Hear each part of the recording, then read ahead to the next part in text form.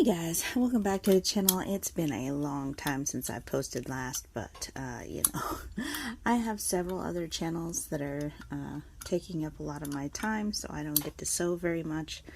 But I do have some projects coming up, and I wanted to show you this. I went on vacation in Colorado, and I found this cutie. Look how cute she is. This is a 1920s Stitchwell.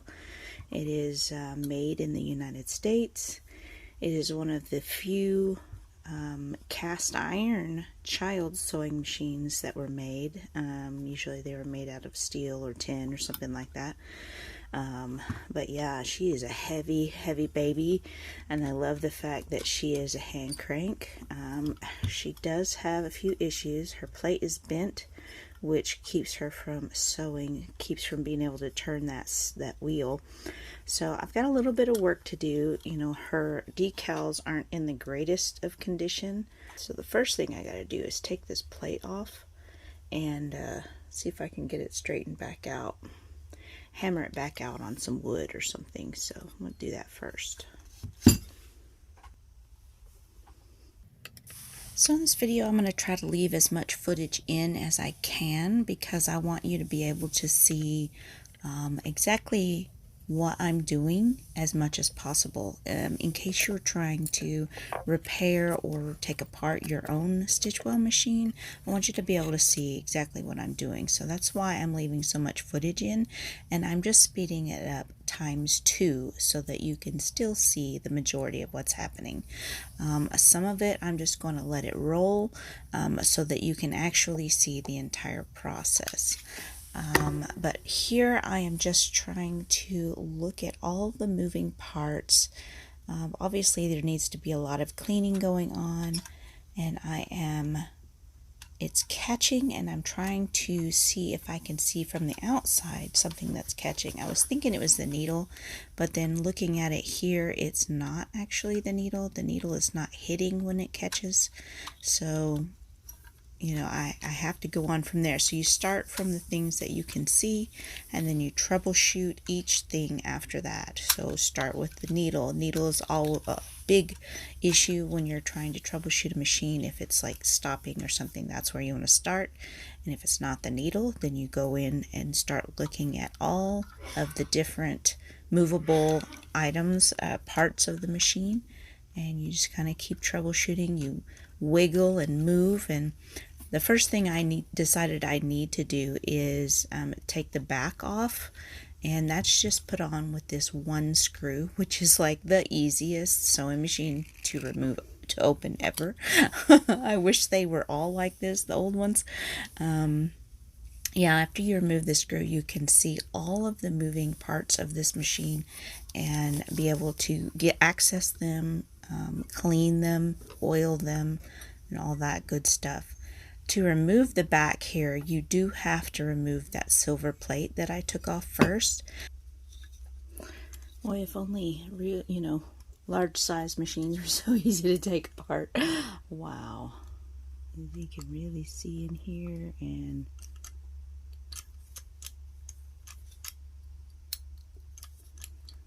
so I need to get in here and get some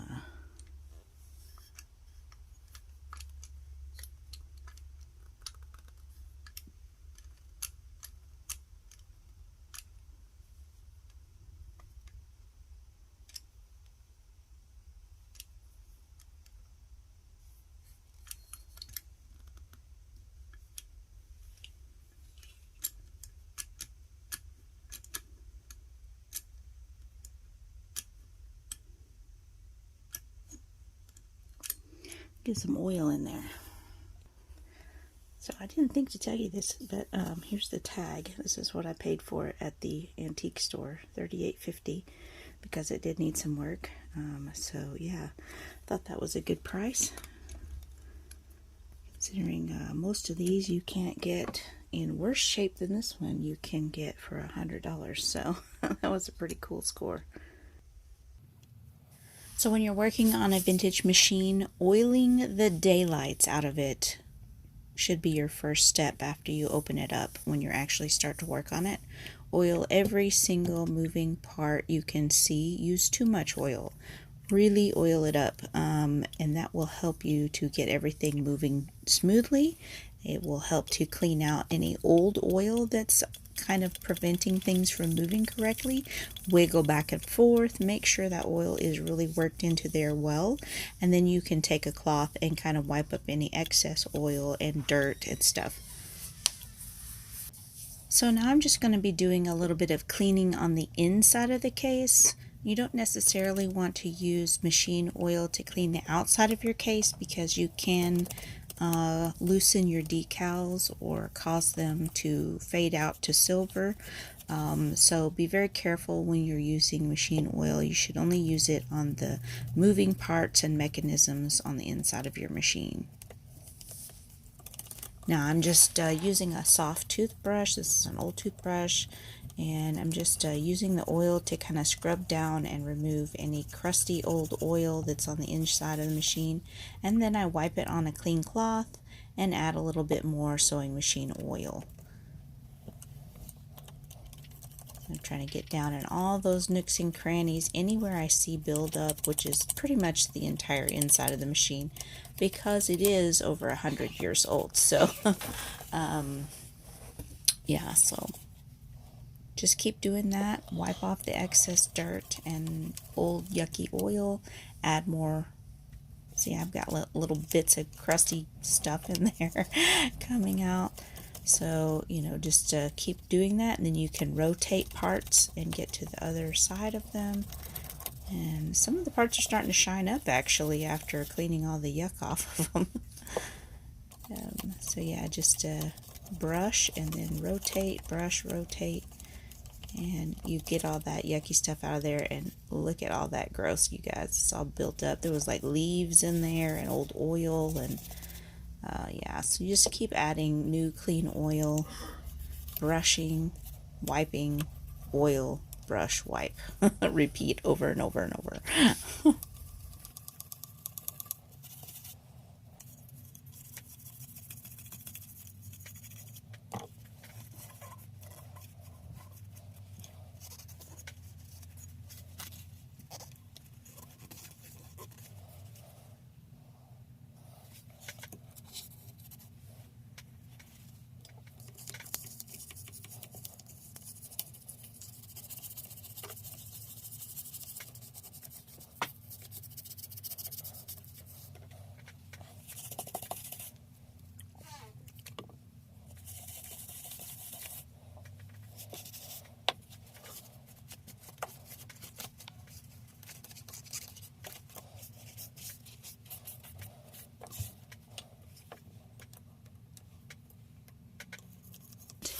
I mean, I've got it oiled up and it is running freely.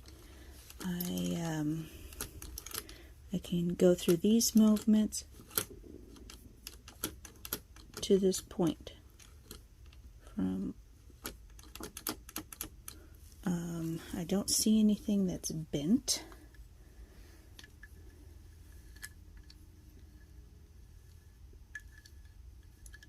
Everything seems to be moving freely until you get to that point. The needle is not hitting at that point. It's not touching anything.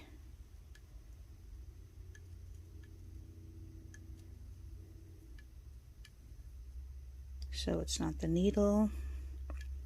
The shaft seems to be pretty straight.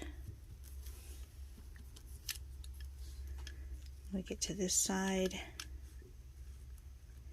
that's how far it can move.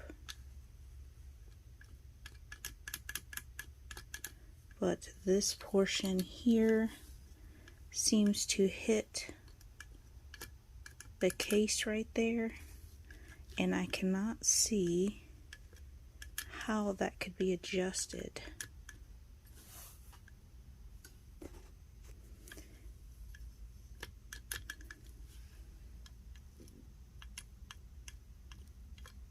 Like you get to this point, and then you have to put a little bit of pressure, not a ton of pressure, but you can see it kind of breaks free, and then you can complete until it goes down again where it starts hitting here.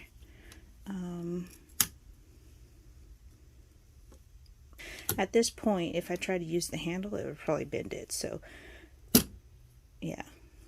everything runs smoothly until it hits the case right there, and there's no way to move that up. I mean, it's only got one hole for that screw, but I can't.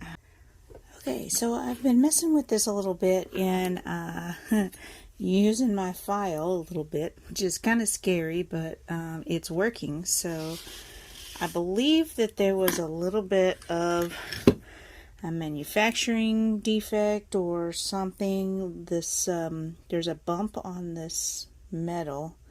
Maybe it was the black paint and the shellac made it a little too thick. But anyway, I'm going to show you where I've gotten it to so far. This is where I've gotten it to so far.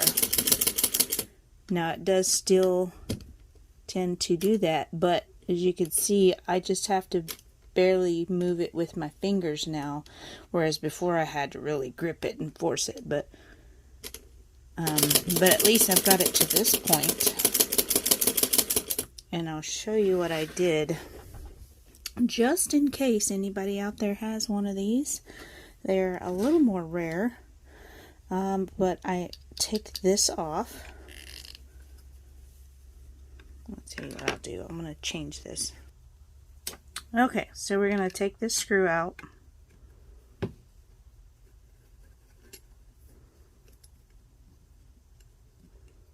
Now after you take that out, this pin has a little pin on the inside of it.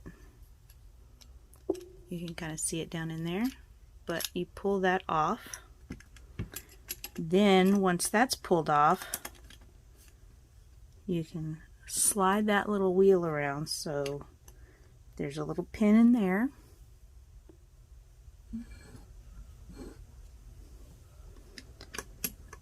When you slide that down, when you move that, then that little pin back there is free to move, where it has a little channel where it goes inside of that thing there, and you can kind of see the channel there. Alright, once those two are unconnected or disconnected, then you can pull that pin off right there. And then this little piece comes out of the machine. Now, this is the orientation. This hook comes up. So this is the bottom side. So that's the side. You can do a little filing. You can see I filed just a little bit, and I'm not taking off very much at a time. I'm doing small amounts so that I don't accidentally take off too much. Okay? So I'm keeping this level.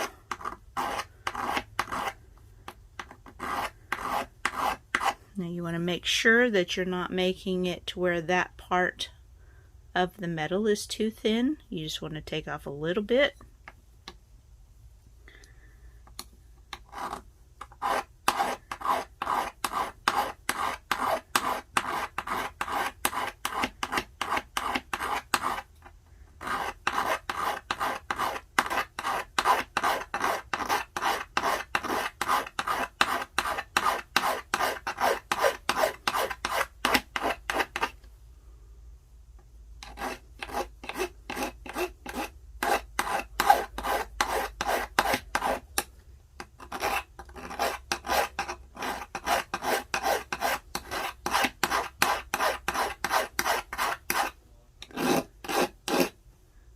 Run it against those side edges to make sure that they're not sharp. I'm going to wipe away any excess metal shavings. Don't want any of that in there. So I've been doing that over and over again until it runs smoothly. And then you've got to take this back in. And it's a little bit of a learning curve to do this, so a lot of angles to try to get in the right spot. So I try to bring that pin to the front, slide it in, then I do the second pin down there by moving this with my finger.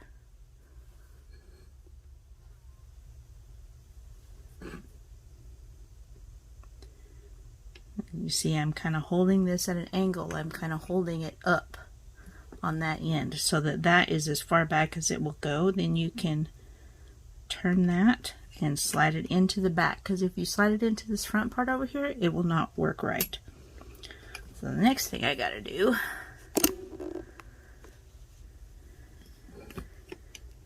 is get that pin back there into place,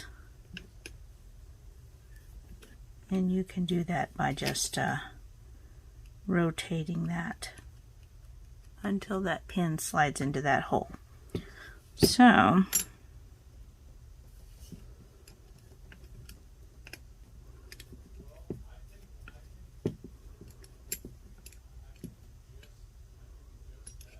okay.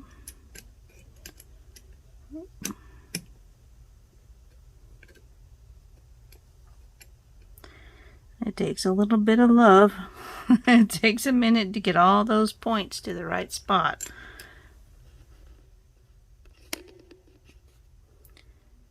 And then we can put this screw back in.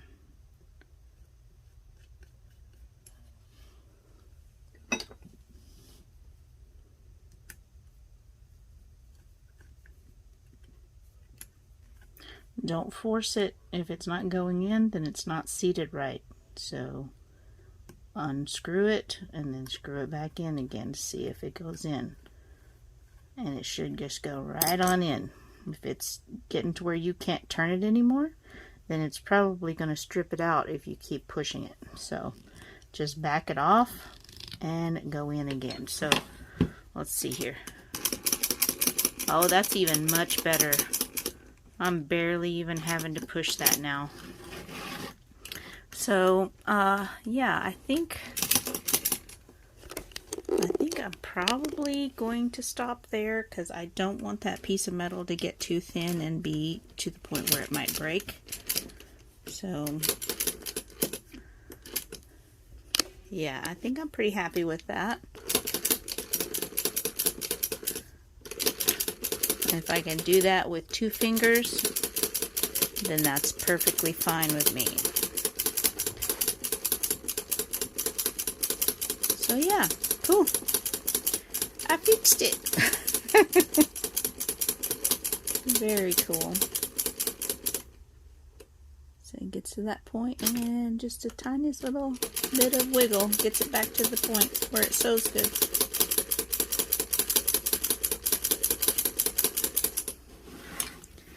Show you from this side.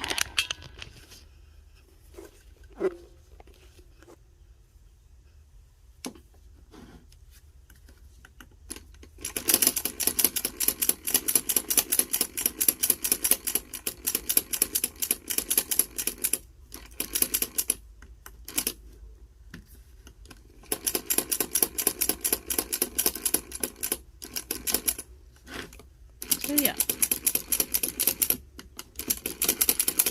I think that is acceptable range of motion there. If it hangs up a little bit, that's one thing, but if it hangs up so much that you have to just, you know, turn it really hard, then that's not good. Yeah. And other than wear and tear on the outside of the machine, the inside moving parts and stuff don't seem to have very much wear on them at all, which kind of leads me to believe that this machine probably wasn't actually used a lot. It just has been beat up because it's, you know, been around the block a lot. So yeah, so this is where I'm at right now. I'm probably, this wheel is pretty loose. I may try to adjust that a little bit. But other than that, yeah, it's going now. So pretty happy about that. All right.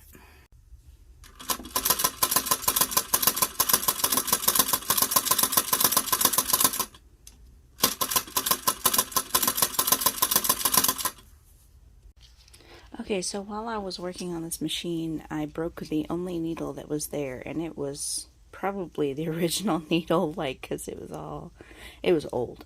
Anyway, it was all rusted and, like, it was there for a long time. But luckily I did have the needle, and I was able to measure it, and it ended up being approximately 1 1/4 inches long, and it had a groove down it. So this is what the needle looks like.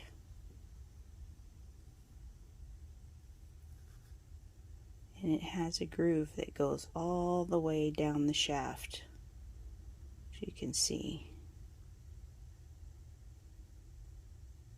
right there. So that groove goes all the way down the shaft and down the needle, and I found a listing on eBay for a different type of sewing machine, and I emailed the seller and asked them if it was a 1 1/4 inches long, and they said yes. So I was like, okay, so I think that's what I need. So I ordered these, and I will leave a link to that listing in the description box below. Hopefully they continue to provide these and sell them, but if not, this is what the package looks like. And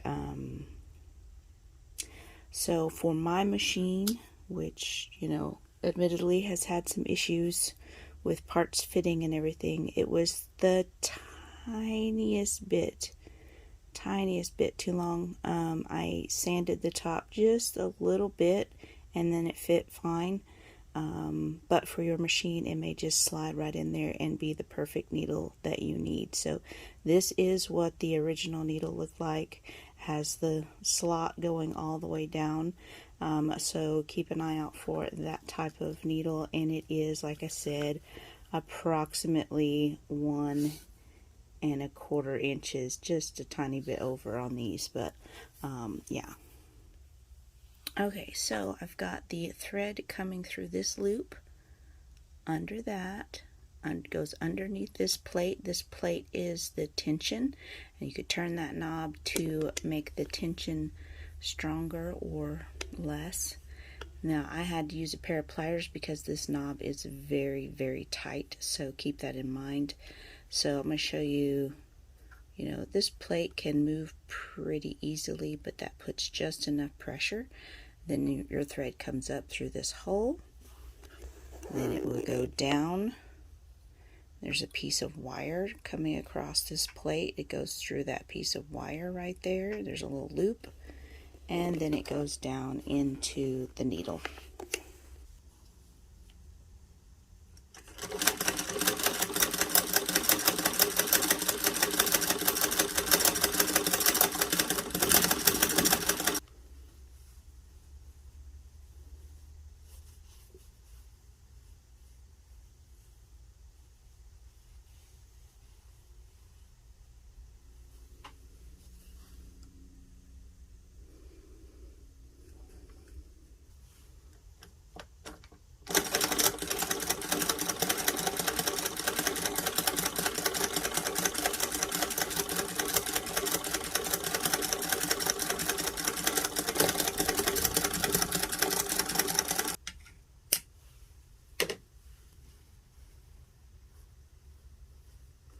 So this is my first line, and this is the second one.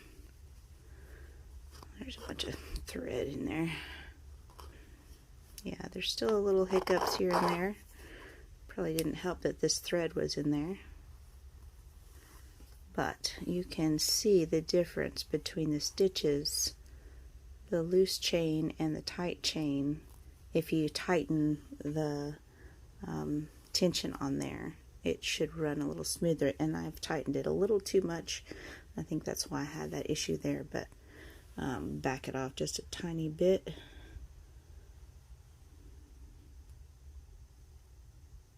And that should be better. Let's try this again. Get these excess threads out of here.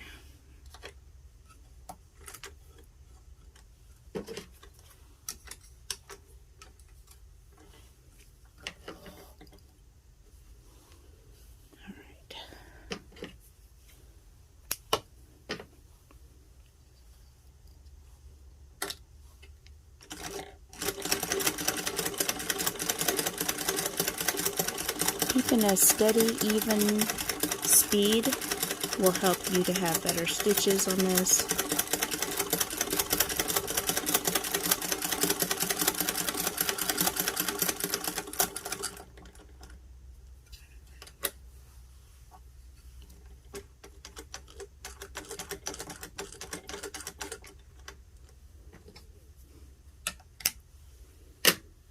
Okay.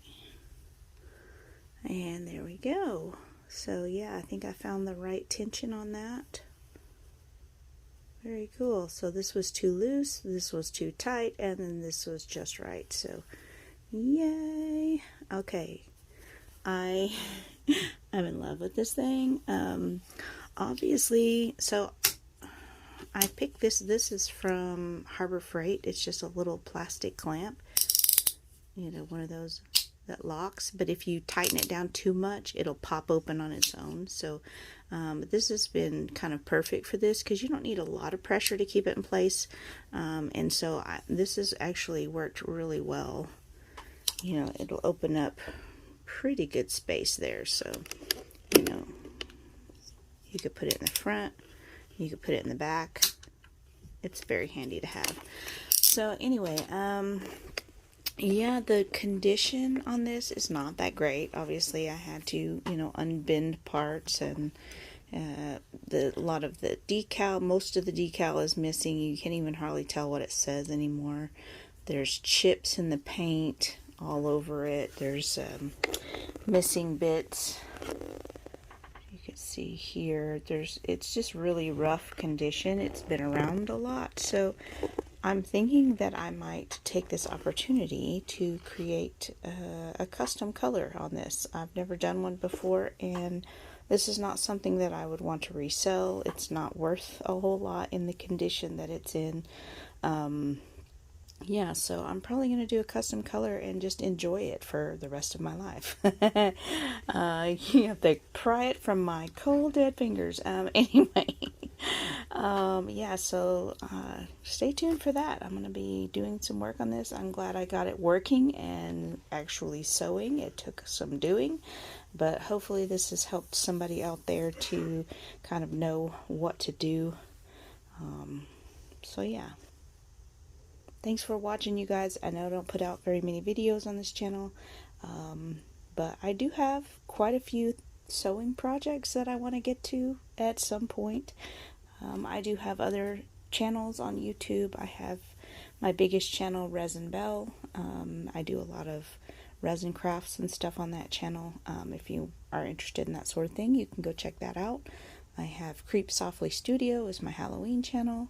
I have Vintiquities is my papercraft channel, so I'm a busy crafter. So, alright, thanks so much, guys. I'll see you in the next one.